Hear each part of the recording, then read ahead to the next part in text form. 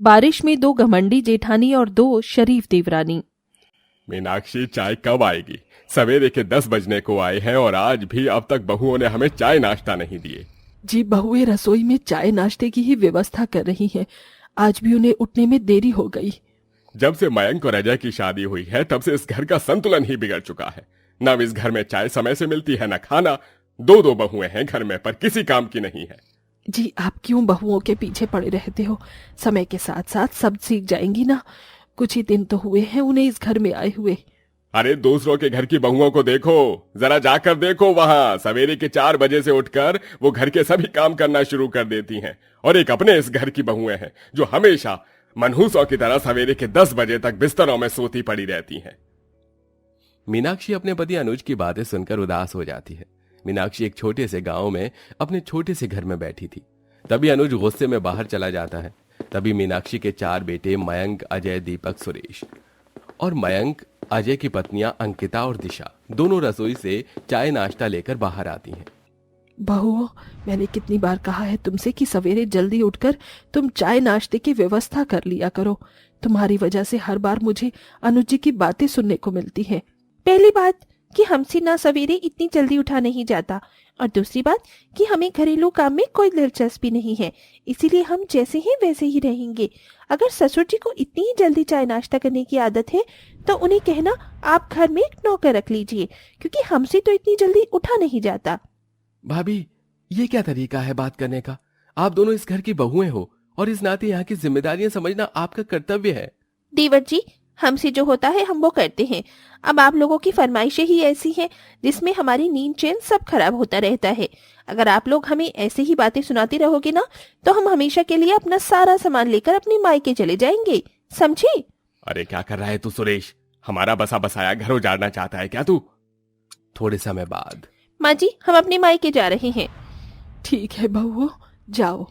अंकिता और दिशा दोनों रोज की तरह अपने मायके चली जाती हैं। अंकिता और दिशा ये दोनों सगी बहनें हैं। उनका मायका उसी गांव में है। ये दोनों बहुत ही अमीर माता पिता की बेटियां हैं। कुछ दिन पहले ही मयंक, अजय की शादियां इन दोनों अमीर बहुओं से हुई थी। अंकिता, दिशा बहुत ही घमंडी किस्म की लड़कियां हैं। वो अपने साथ दहेज में कई सारा पैसा और बहुत सारा सामान ले आई थी। सुरेश, तुझे कितनी बार कहा है मैंने कि मेरी बहुओं को कुछ मत बोला कर तू। पता है ना, ये घर की शान और शौकत, ये कीमती सामान, ये सब बहुएं ही अपने मायके से लाई हैं। अगर वो यहाँ से चली गई ना तो वो ये सब भी लेकर चली जाएंगी। मीनाक्षी के 4 बेटे उसी गांव के एक कारखाने में 100-100 रुपए के लिए मजदूरी करते हैं। मीनाक्षी और उसके परिवार वाले मिडिल क्लास लोग थे, इसीलिए मीनाक्षी अपनी अमीर बहुओं के हर हुक्म का पालन करती थी। दोनों बहुएं सवेरे रोज 10 बजे उठकर चाय बनाती थीं और रोज अपने मायके जाकर शाम को आती थीं। वे दोनों घर से ज्यादा काम भी नहीं करती थीं। इसी तरह दिन प्रतिदिन बीतने लगे। तभी एक दिन मीनाक्षी, अनुज, दीपक, सुरेश की शादियां उसी गांव में रहने वाली 2 गरीब शरीफ बहनें साक्षी और पायल के साथ करवा देते हैं। शादी के दूसरे दिन सवेरे के 4 बजे मीनाक्षी और अनुज अपने कमरे में थे। तभी उन्हें रसोई में बर्तनों की आवाज आती है। सवेरे के 4 बजे कौन रसोई में होगा? कहीं घर में चोर तो नहीं घुस गया? तभी अनुज, मीनाक्षी अपने कमरे से बाहर आते हैं तो साक्षी घर में सफाई कर रही थी। अरे बहू, सवेरे के 4 बज रहे हैं, तू इस समय क्यों काम कर रही है? और रसोई में कौन है? ससुर जी, रसोई में पायल है, वो बर्तन धो रही है। हमें सवेरे इसी समय उठकर काम करने की आदत है। बहू, कल ही तो तुम्हारी शादी हुई है और तुम शादी के दूसरे दिन से ही इतनी जल्दी उठकर काम कर रही हो। ससुर जी, अब तो जीवन भर ऐसे ही काम रहेगा ना। आप दोनों जाकर आराम कीजिए। जब चाय नाश्ते की व्यवस्था हो जाएगी तो हम आपको जगा देंगे। ये देखो मीनाक्षी, ये होती है संस्कारी बहुएं। शादी के दूसरे ही दिन कैसे ये अपनी जिम्मेदारियों की कदर कर रही हैं। और एक वो तुम्हारी घमंडी अमीर बहुएं जो सवेरे 10 बजे नींद से जागेंगी और उठते ही चाय पीकर अपने मायके चली जाएंगी। तभी साक्षी, पायल दोनों सवेरे के 10 बजे तक घर के सारे काम खत्म कर देती हैं। तभी अंकिता, दिशा दोनों अपने कमरों से बाहर आती हैं। अरे वाह, घर की काम हो गई, क्या बात है। हमारी देवरानियां तो बड़ी अच्छी हैं। साक्षी, पायल, जाओ हमारे लिए चाय और असली घी के पराठे बनाकर ले आओ। दोनों रसोई में जाकर अपनी जेठानियों के लिए चाय पराठे बनाकर ले आती हैं। थोड़े समय बाद, माँ जी, अब आपकी तो छोटी बहुएं इस घर में आ गई, तो अब आप अपनी सारी सेवाएं इन्हीं से करवाइए। हम जा रहे हैं अपने मायके और 2-4 दिन बाद आएंगे।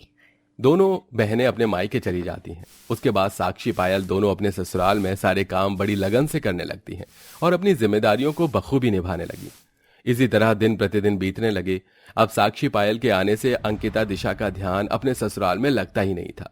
कुछ महीने बाद मीनाक्षी की चारों बहुएं एक साथ गर्भवती हो जाती हैं। चारों की गर्भवती का 5वां महीना चल रहा था। ले अंकिता बहू, दिशा बहू, ये फल अपने कमरे में ले जा और आराम करो। इस समय तुम दोनों को अपना खास ख्याल रखना है। अंकिता दिशा फलों की थाली लेकर अपने कमरे में चली जाती है। तुम दोनों यहाँ क्या बैठे हो? जाओ घर की सफाई करो, बर्तन कपड़े धोकर खाने की व्यवस्था करो। मीनाक्षी साक्षी पायल को फल नहीं देती हैं। तभी दोनों बहनें घर की सफाई करने लगती हैं। दीदी, माँ जी हमारी जेठानियों पर कितना ध्यान देती हैं और हम पर जरा भी ध्यान नहीं देती। हाँ, कहने को तो हम भी गर्भवती हैं, पर माँ जी जेठानियों को ही सारा दिन आराम करने को कहती हैं और हमें घर के सारे काम करने पड़ते हैं। माँ जी अपनी बहुओं में ऐसा भेदभाव क्यों कर रही हैं? तभी पीछे से मीनाक्षी दोनों की बातें सुन लेती है। वो इसलिए कि मेरी बड़ी बहुओं ने इस घर में लाखों रुपए का दहेज लाया है। तुम दोनों गरीब तो अपने मायके से एक चम्मच भी नहीं ला सकी, तो मैं तुम्हारी परवाह क्यों करूं? मीनाक्षी की बातें सुनकर साक्षी पायल दुखी हो जाते हैं। इसी तरह दिन प्रतिदिन बीतने लगे। मीनाक्षी अपनी अमीर बड़ी बहुओं पर सबसे ज्यादा ध्यान देने लगी। उन्हें अपने हाथों से खाना बनाकर खिलाने लगी। एक शाम दोनों बहनें अपने कमरे में बैठी थीं। दिशा, ये पिज्जा डिलीवरी वाला अब तक आया क्यों नहीं? अगर माँ जी ने उसे देख लिया ना तो खामखा माँ जी तमाशा खड़ा कर देंगी।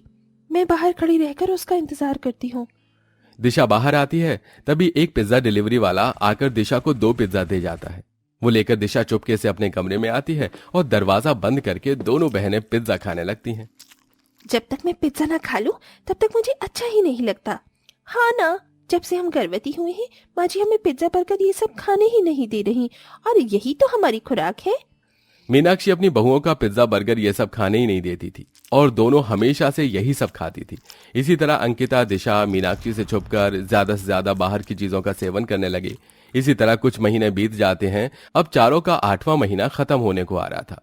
बारिश का मौसम शुरू था। तभी रोज की तरह एक दिन अंकिता दिशा घर से बाहर जाने लगती हैं। जेठानी जी, आप दोनों बाहर मत जाइए। बारिश में आप दोनों का ऐसी अवस्था में बाहर जाना ठीक नहीं। 2 कौड़ी की करीब, तुझे कितनी बार कहा है मैंने कि हमें किसी भी बात पर टोका मत कर। अंकिता बहू, पायल बहू ठीक कह रही है। तुम्हारी प्रेगनेंसी का 9वां महीना चल रहा है और ऐसी अवस्था में तुम्हारा घर से बाहर जाना ठीक नहीं है। इसीलिए अब तुम दोनों डिलीवरी होने तक घर से बाहर नहीं जाओगी। माँ जी, हमें नहीं बैठना है घर में कैदी की तरह। ये बहुएं मेरी बात सुनती क्यों नहीं है? अरे उनको क्यों दोष दे रही हो? वो दोनों तुम्हारी वजह से इतनी घमंडी हुई है। बाहर तेज तूफानी बारिश चल रही थी और दिशा अंकिता दोनों उस तूफानी बारिश में भीगते हुए सड़क पर खड़ी थी। तभी अचानक दोनों के पेट में तेज दर्द होना शुरू हो जाता है। माँ! दोनों वहीं सड़क पर बैठ जाती हैं। तभी कुछ लोग उन्हें पास के हॉस्पिटल में लेकर आते हैं। जब मीनाक्षी के परिवार वालों को ये खबर मिलती है तो वो सब भी हॉस्पिटल में आते हैं।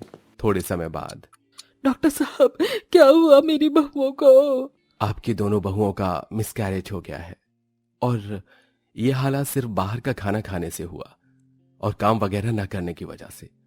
उनके बच्चों पर इन सब चीजों का बहुत बुरा असर हुआ है और उनके बच्चे इस दुनिया में आने से पहले ही। ये खबर सुनकर मीनाक्षी, अंकिता, दिशा और सबके होश उड़ जाते हैं। हमारे बच्चे नहीं रहे। ये क्या कर दिया हमने? हमने अपने ही बच्चों को मार दिया। दोनों खूब रोने लगती हैं। मैं तुम दोनों का इतना ख्याल रखती थी, उसके बावजूद भी तुम दोनों बाहर की चीजें खाती थी। अब देखो क्या हो गया तुम दोनों के साथ। माँ जी, इसमें दोष आपका भी है। आप भी इनकी गलत हरकतों पर इनका साथ दे रही थी। जिठानी जी, जब कोई लड़की माँ बनती है ना तो वो पल उसके जीवन का सबसे खुशनुमा पल होता है। उस पल में लड़की को हर समय अपना खास ख्याल रखना होता है। ये सब हमारी ही वजह से हुआ है। दोनों को अपनी गलतियों का एहसास हो जाता है। उसके बाद कुछ ही दिनों में साक्षी पायल 2 प्यारे से बच्चों को जन्म देती हैं और अंकिता दिशा अपने सारे बुरे काम, अपना घमंड सब कुछ खत्म करके एक संस्कारी बहुओं की तरह अपने ससुराल में अपनी जिम्मेदारियां निभाकर अपना जीवन बिताने लगती हैं। इंसान को उसकी गलती का एहसास ठोकर लगने पर ही होता है।